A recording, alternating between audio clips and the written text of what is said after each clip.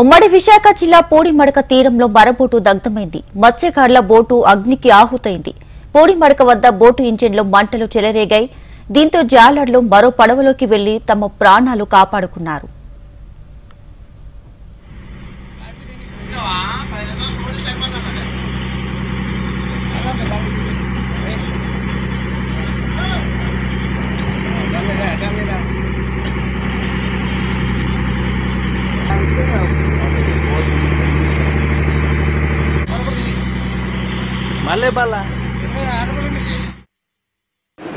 బడే సూర్యనానికి సంబంధించినటువంటి జమినీ boat fishing harbour Visakhapatnam నుంచి 7 మెంబర్స్తో బయలుదేరారు ఫిషింగ్ కొరకు. ఫిషింగ్ చేసుకుంటూ మన పోడిమడక లిమిట్స్కి వచ్చేటప్పటికి యాక్సిడెంటల్గా ఫైర్ జరిగి బోట్ కాలిపోవడం జరిగింది.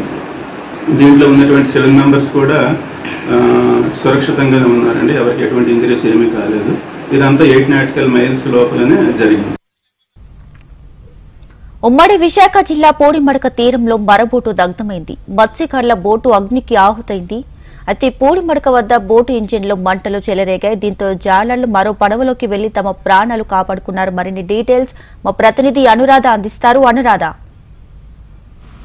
ఉమ్మడి విశాఖ జిల్లా పరవాడ మండలం దగ్గర పూడిమడక దగ్గర ఒక ఫిషింగ్ బోట్ దగ్ధమైంది. నడి సముద్రంలో అది దగ్ధం అవడంతో ఒక్కసారిగా బోటులో మంటలు చెలరేగడంతో ఆ బోటులో ఉన్న సిబ్బంది, బోటు 7 సిబ్బంది ఒకసారిగా ప్రాణాలు చేతబెట్టుకుని సముద్రంలోకి దూకి ప్రాణాలు రక్షించుకున్నారు. వెంటనే ఆ పరిసర ప్రాంతాల్లో ఉన్న మరో బోట్లో ఉన్న మత్స్యకారులు ఆ విషయాన్ని గ్రహించి వాళ్ళు వెంటనే అక్కడి నుంచి వాళ్ళని రక్షించే ప్రయత్నం అయితే చేశారు. వాళ్ళందరూ కూడా మరొక బోట్లోకి ఎక్కి సురక్షితంగా ఒడ్డుకైతే చేరుకున్నారు. అయితే మొత్తం కనుక ఆ బోటులో మంటలు ఎలా చెలరేగాయి అంటే వాళ్ళు ఏదైనా వంట చేస్తుండగా ఫైర్ యాక్సిడెంట్ జరిగి మంటలు చెలరేగాయా, లేదా ఏదైనా ఫైర్ సంబంధించిన పదార్థాలు తీసుకువెళ్తుండగా మంటలు చెలరేగాయా అన్న దాని మీద ప్రస్తుతం కేసు దర్యాప్తు చేస్తూ ఉన్నారు. అయితే బోటులో ఒక్కసారిగా నది సముద్రంలో ఒక్కసారిగా మంటలన్నీ కూడా బోటు మొత్తం వ్యాప్తి చెందడంతో వాళ్ళు ఏం చేయాలో తెలియక సముద్రంలో దూకి పరిసర ప్రాంతాల్లో ఉన్న బోట్లని ఉన్న మత్స్యకారులని రక్షించమని కోరగా వాళ్ళంతా కూడా వాళ్ళని రక్షించి